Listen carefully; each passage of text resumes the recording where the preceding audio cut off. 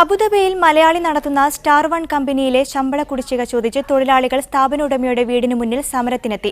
Kozhikode east മലയമ്മയിലെ വീടിന് മുൻപിൽ സംസ്ഥാനത്തിന്റെ വിവിധ ഭാഗങ്ങളിൽ നിന്നുള്ള 22 പേരാണ് എത്തിയത്. സമരത്തിനെത്തിയവരെ പോലീസ് പിന്നീട് അറസ്റ്റ് ചെയ്തു നീക്കി.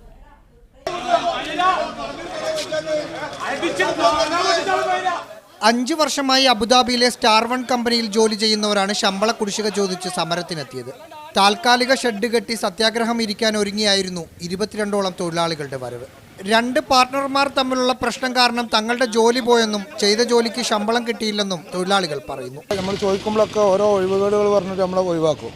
ഇപ്പോൾ ഇത് ഒരു രക്ഷയില്ലാത്തതിൻ്റെ പേരിൽ നമ്മൾ കംപ്ലയിൻ്റ് ഒക്കെ കൊടുത്ത് ഇവിടെ വന്നിട്ട് ധർണ ഇരിക്കാനാണ് തീരുമാനിച്ചത്. അപ്പോൾ അവരെ കുടുംബക്കാരായ കുറേ ഗുണ്ടകളും നമ്മളെ ഈ ഷെഡൊക്കെ പൊളിച്ച് ഞങ്ങളിപ്പോൾ ഉന്തം തള്ളുകയും പിടിക്കുകയൊക്കെ ചെയ്ത് ഞങ്ങളിവിടെ ബലമായിട്ട് അവരെ പിന്നെ നമ്മളിവിടുന്ന് ഒഴിവാക്കിയിട്ടാണുള്ളത്.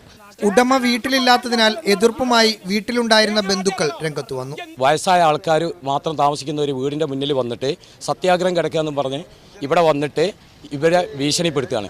ഇത് സത്യത്തിൽ ഇവർ ഇതിൻ്റെ മുമ്പ് നമ്മൾക്ക് വേണ്ടി കൊട്ടേഷൻ കൊടുത്തിട്ടുണ്ടായിരുന്നു. പെങ്ങളെ മോനെ എന്നെയും കൊല്ലാൻ വേണ്ടിയിട്ട് കൊട്ടേഷൻ കൊടുത്തിട്ടുണ്ടായിരുന്നു.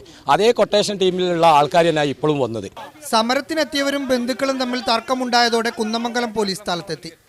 പിന്നീട് പ്രതിഷേധക്കാരെ അറസ്റ്റ് ചെയ്തു നീക്കി. ടെന്റ് കെട്ടാനും മറ്റും കൊണ്ടുവന്ന സാധനങ്ങളും പോലീസ് സ്റ്റേഷനിലേക്ക് മാറ്റി. മീഡിയ 1 കോഴിക്കോട്.